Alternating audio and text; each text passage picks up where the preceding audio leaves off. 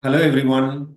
So, welcome to the part two of implementing Ansible on the Azure Cloud.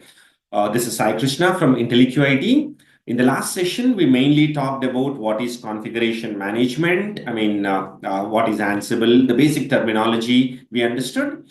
In case you did not watch that video, it's good that you watch that video and then come into this one. Here, we'll mainly talk about how you can set up Ansible on virtual machines that I will create on the Azure Cloud. Okay, so the first thing that we need is obviously you need to have an account on the Azure. So all you need to do is go to this portal.azure.com and create a free account. Now, this account is free for 28 days. So you can create a free account and start working on it. And once the account is created, what I have done is I have created 3 virtual machines. You see, there's a service called as virtual machine, which helps you to create the necessary servers. Because in the last class, I told you that we'll install Ansible on one machine. And that one machine we generally call as the controller. And from Ansible, I want to do activities on multiple servers. So for that reason, I created server 1 and server 2. Now, basically, I have created all these using a Terraform script. But for those of you who do not know how to launch these virtual machines manually, what I'll do is I'll post a link in the description of this video where I'll show you the step-by-step process of how to launch the virtual machine. You can just do that multiple times to create 3 servers like this.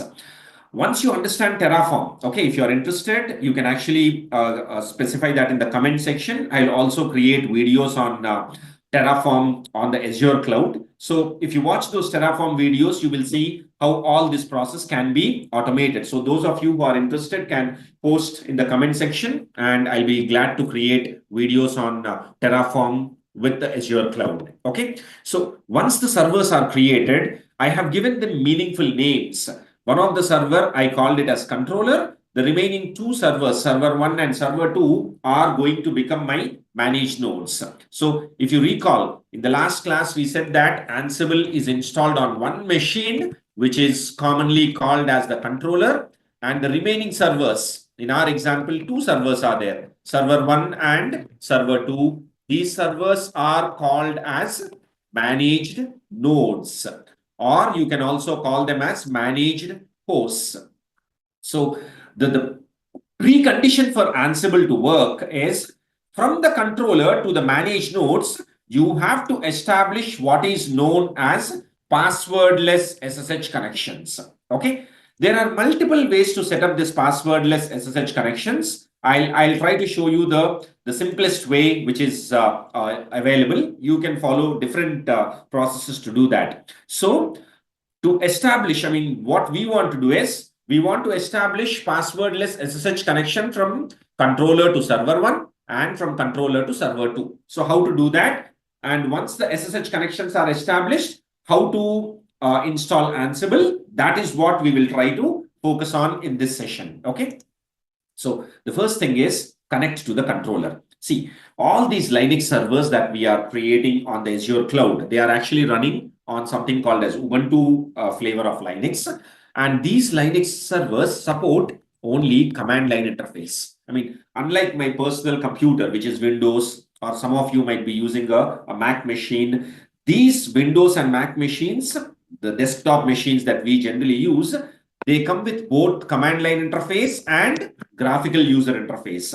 Whereas the Ubuntu servers that we are creating on the Azure Cloud, they are server editions. They are not desktop editions. So they do not support graphical user interface. They come only with command line interface. So we need to connect to the command prompt of these servers. And the command prompt of these Linux servers is commonly called as a terminal. I'm sure most of you know this, but in case, because I said that we'll teach everything from the scratch, in case someone comes from a non-Linux background, and I'm talking about all this. Okay. So we need to connect to the terminal of these machines in order to establish the SSH connections. How to do that? The first thing you do is on your personal computer, you please install a software called as Git.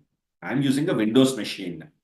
So I'll just go to this gitscm.com. Because I'm using a Windows machine, I'll download the Windows version. Obviously, I'll get a setup file, install it. The traditional way of how you install on your Windows laptop. Just double click on it, next, accept the terms and conditions. In less than 2 minutes, Git software will be installed. Once Git is installed, you go and you will see there's an application called as Git Bash. This is actually the command prompt of Git. Git is actually a version controlling system, but currently we are using that Git to connect to the servers that are created on the Azure Cloud. Now, just go into the download section. You know why go into the download section? Please watch my video where I will show you how to, in the description, we'll post the link, how to create the virtual machine. At the time of creating the virtual machine, we will download some security files. You see, there are certain PEM files. So that PEM files, in my case, are present in the download section. So I need to navigate to the download section, and out of the 3 servers, first connect to the controller. Click on this controller. All these are Linux servers. Click on this connect option. Again, click on connect and go for this native SSH. Simply click on select and they will show you what is the command.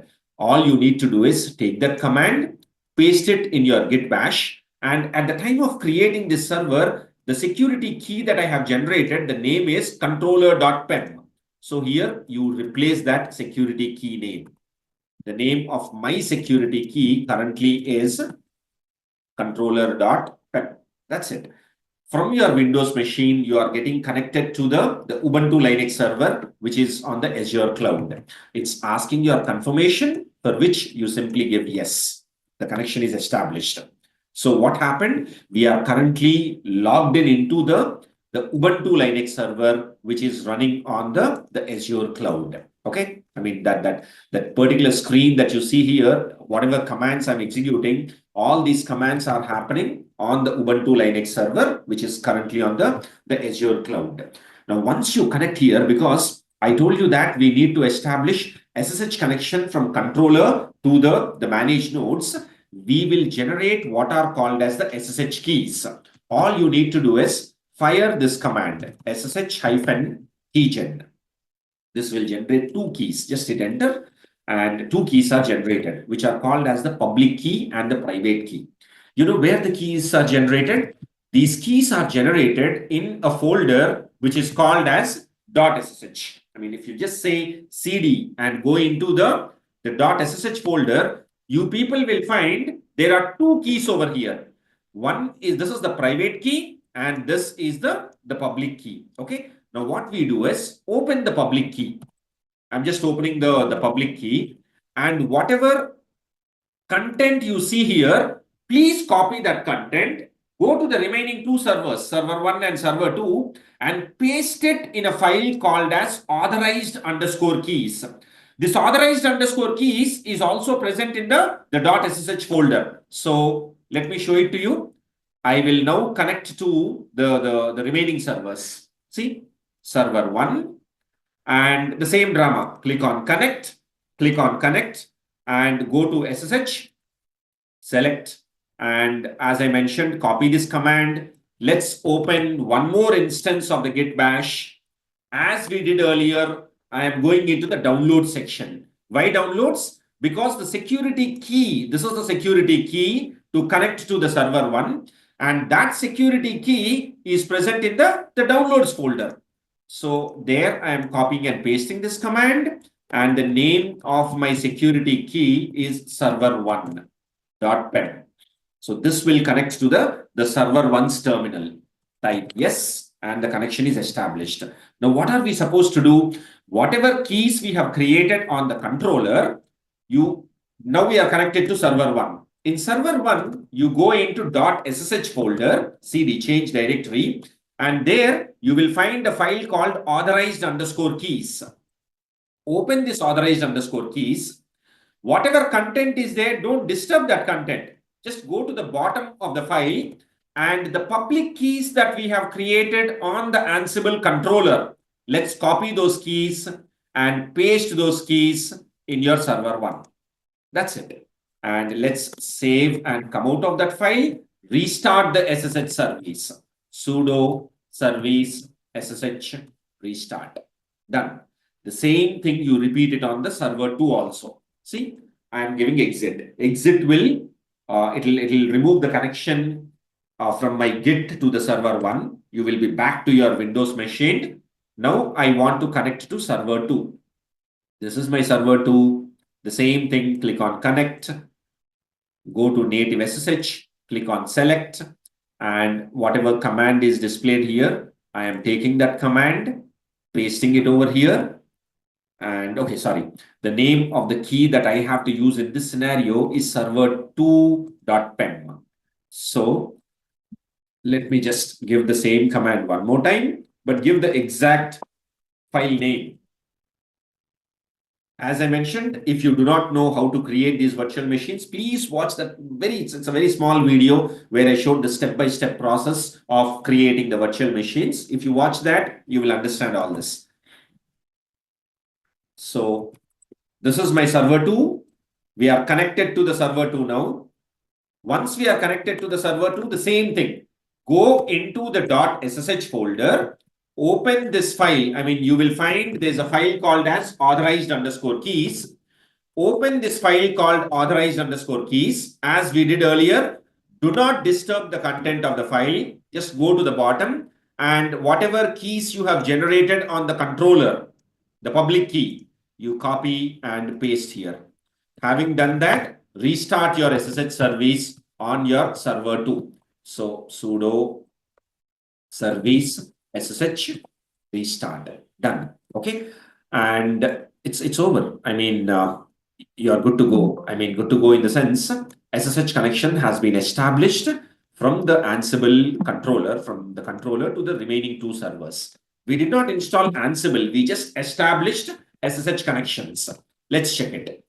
On the controller, if you see who is the default user, it's Azure user. Similarly, the same thing. If you go to the server 1 and server 2 also, and if you give this who am I command, you will see that the user is Azure user, which means we established SSH connection on the controller from a user called as Azure user and to the managed nodes, server 1 and server 2. On these 2 servers also, the name of the default user is Azure user. So you have established SSH connection from Azure user on the controller to Azure user on the managed nodes.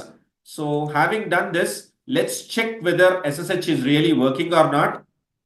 SSH, I want to connect to the Azure user at the rate. Let's give the IP addresses of both server 1 and server 2. All you need to do is click on that particular server, in my case, server 1, and you people will notice there's an IP address over here. Let's take that IP address and paste it over here. And if I hit enter now, without asking for password, it's just asking my confirmation. Let's type yes. Without asking for password, did you notice the control comes into server 1? When you say exit, again, you are back to the controller. One more time, let's do it. Currently, you are on the controller.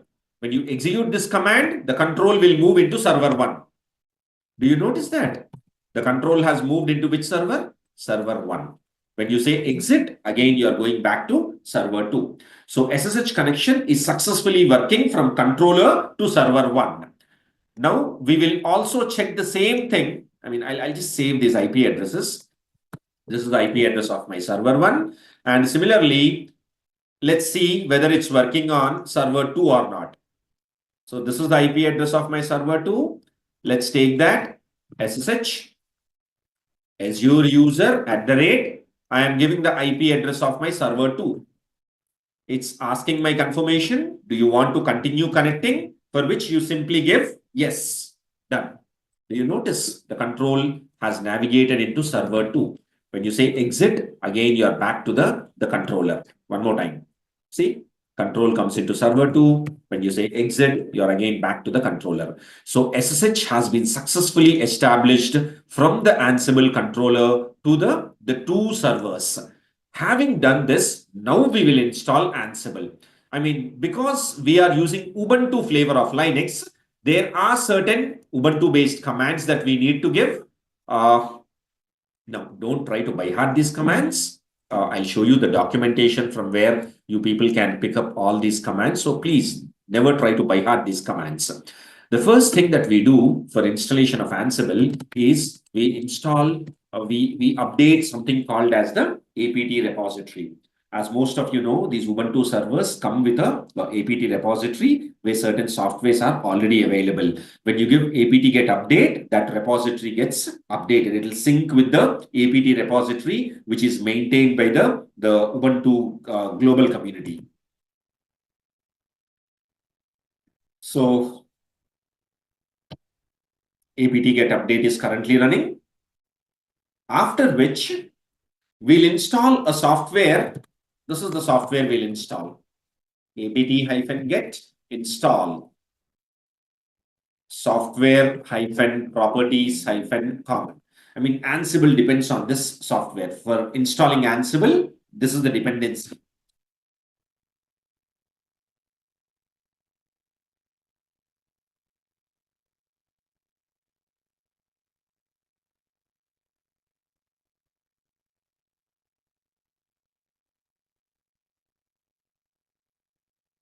Okay, fine.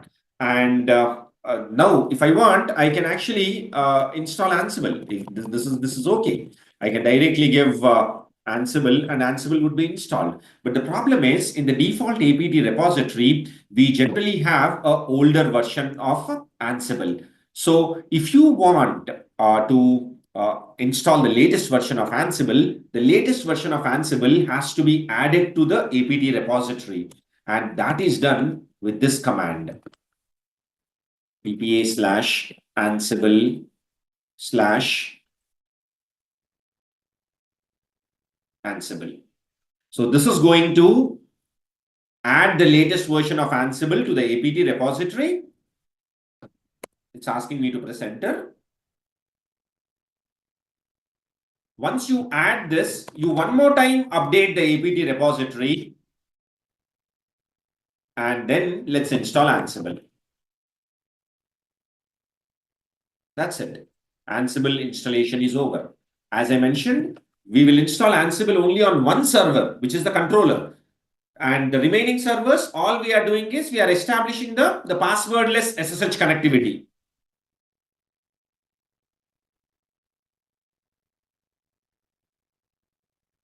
So whatever is the latest version of Ansible as on today's date, that would be installed. It just takes probably less than 1 minute time. I mean, it depends on the kind of server that you have created on the Azure Cloud. What is the configurations of the server, etc.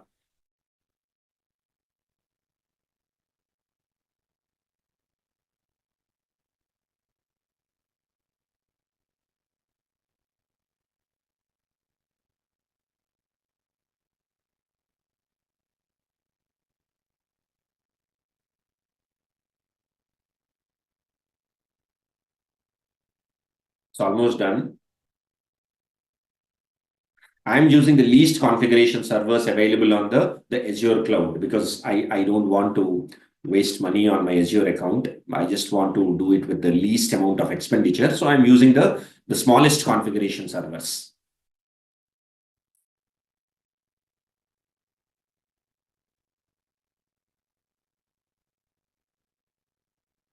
Okay, fine, it's done.